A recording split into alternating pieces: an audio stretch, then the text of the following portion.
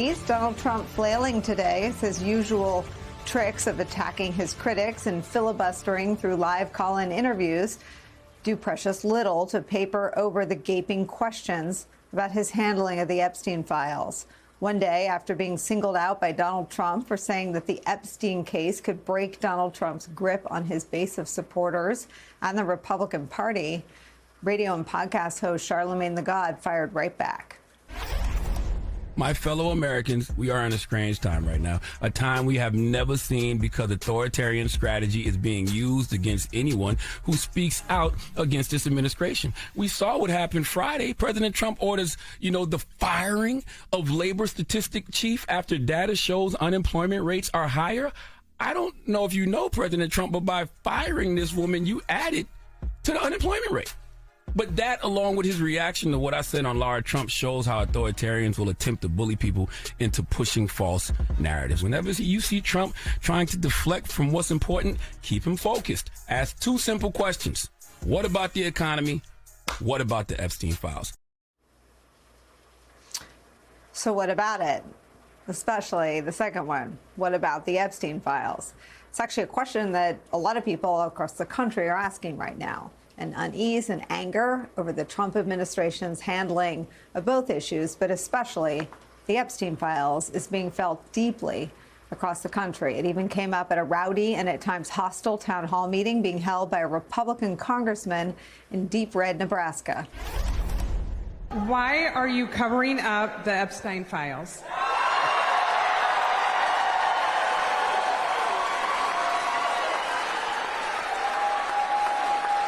Let's be very clear. At the next pro forma session of the Congress, you'll find my name as a sponsor on a resolution from the House Rules Committee to release the Epstein files to protect the victims and not re-victimize them again. As for those victims, many of the victims themselves are pleading for more transparency. As we reported yesterday, two victims wrote new letters to the federal court and the Justice Department, ripping the government for its handling of the case and the administration's request to release grand jury transcripts in the Epstein and Maxwell cases. One of those letters says, quote, "I am not some pawn in your political warfare." Another says that the Trump administration is, quote, "asking to release these transcripts, exhibits, etc., of which the victims are not privy to, while they have concluded that there is nothing more to see on the files they hold. Yet no one has seen them but them. I am beside myself." Well, it turns out those grand jury transcripts contain no new information. That's according to an admission from the Trump Justice Department. In a letter to a judge filed this morning, DOJ says this, quote, "Much of the information provided during the course of the grand jury testimony, with the exception of the identities of certain victims and witnesses, was made publicly available at trial or has otherwise been publicly reported through the public statements of victims and witnesses." Now, on the whole, the Trump administration's attempt to brand their weird moves as transparent just is not working. It's being undermined by a steady drip of revelations that only add to the questions around Trump, Jeffrey Epstein, and their years-long friendship. Last week, you'll recall, Trump said this about kicking Jeffrey Epstein out of Mar-a-Lago. He took people that worked for me, and I told him don't do it anymore, and he did it. And I said, stay the hell out of here. Trump later said that one of the employees Epstein, quote, stole from him was Epstein accuser Virginia Giuffre. She met Epstein's longtime girlfriend and accomplice, Ghislaine Maxwell, at the spot in Mar-a-Lago in the year 2000. Now, this is important because that version of events from Trump contradicts years of reporting from the Washington Post and other news outlets that makes clear that Trump's story before this was that he and Epstein fell out of a real estate deal in the year 2004. Today, the Daily Beast adds new and further complicating data points. They point this out, quote, Epstein was a member of the club until October 2007, more than 1 year after he was indicted and released on bail. according to the book The Grifters Club, Trump, Mar-a-Lago, and the Selling of the Presidency. Now, while it is possible that Epstein was already banned from physically walking inside the club, the Daily Beast notes this, quote, in the footnotes of their book, the team of Miami Herald journalists, Sarah Blasky, Caitlin Ostroff, Nicholas Nahamus, and Jay Weaver report, quote, the authors viewed a membership list showing that Epstein's account had been closed in October 2007. Donald Trump finding himself on the other side of survivors and a majority of the American public regarding showing that he's interested in being transparent in the Epstein case, as questions about his relationship with Jeffrey Epstein refuse to die down, is where we start today. Podcast host and author of The Red Letter on Substack, Tara Palmieri, is back with us. She has hosted 2 investigative series on the topic called Broken, Jeffrey Epstein, and Power, the Maxwells.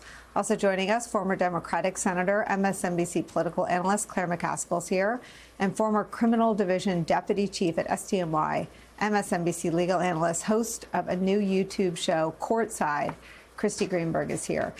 Tara, I read your new reporting today and my mind was blown by your reporting and sort of weaving together the Ghislaine Maxwell story. I want to ask you to take us through it, but I first want to get your reaction to these 2 letters from victims to the judge and the Department of Justice, really calling out the handling of the political firestorm in a way that completely neglects the victims of Epstein and Maxwell's. It's been a mess, and it's been a disgrace, and it's consistent with everything I've heard. They keep telling me over and over again they feel left out, they're out of the loop. They're wondering why they're not getting a call and why it's Ghislaine Maxwell. And they also feel re-traumatized by this, the idea that there may be some sort of deal happening behind their backs with Ghislaine Maxwell after all those years of testimony, of having to tell their stories over again and being re-traumatized. This is really consistent with what I've been hearing over and over again about feeling like they are about to be let down again. And let's not even go back to, 2008 when that sweetheart non-prosecution agreement came out and Jeffrey Epstein got a slap on the wrist. He was supposed to get 60 federal crimes against him, and it went down to 0. And he spent 13 months in a county jail with work release half the time and an ankle bracelet, and was called a sex offender. So this is giving them nightmares, deja vu, and they don't trust the government, which is supposed to be looking out for them and for all of us.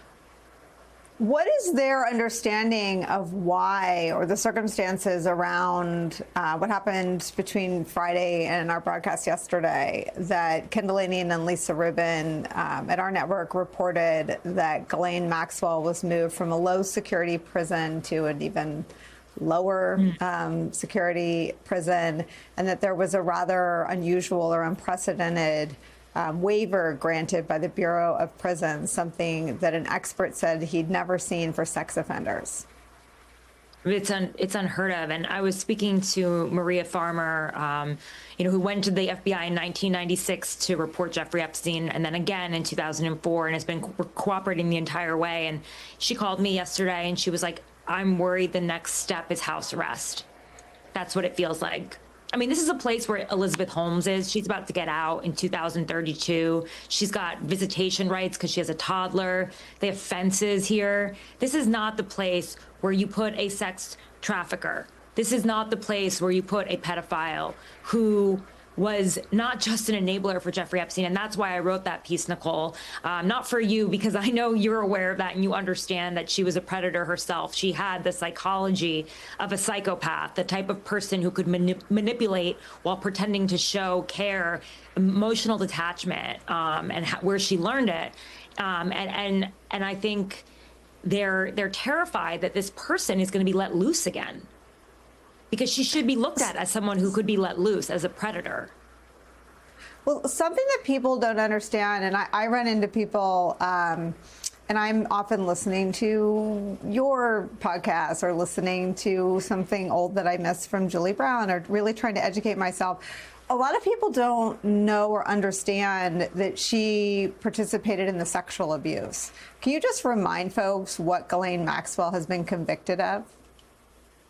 Well, in the case of Virginia Giuffre, who Ghislaine Maxwell, by the way, found in the spa at Mar-a-Lago, Jeffrey Epstein couldn't get into a ladies' spa, right, and find the attendant there. And she found her. She brought her to Jeffrey Epstein's house, said, "I will make you a traveling masseuse." That was Virginia's dream at the time. She was reading a book about how to do it. And when she got into the house, it was Ghislaine Maxwell who took off her panties before Jeffrey Epstein touched her. You know, in the case of Annie Farmer, it was Ghislaine Maxwell who fondled her breast when she was 16 years old, isolated on the Zorro Ranch in New Mexico, where Jeffrey Epstein dreamed of turning it into a place to breed children. This is a sick, depraved woman who not only enabled this, created a pyramid scheme, by the way, in a local high school, managed it, which took a lot of work, believe it or not, shuttling these children back and forth, making sure they all came so that Jeffrey Epstein could get his 3 orgasms per day. I mean, this was a sophisticated operation. It required pilots, chefs, chauffeurs, cooks moving around. And she ran it all. She was a lady of the house. And she engaged in the abuse at the same time.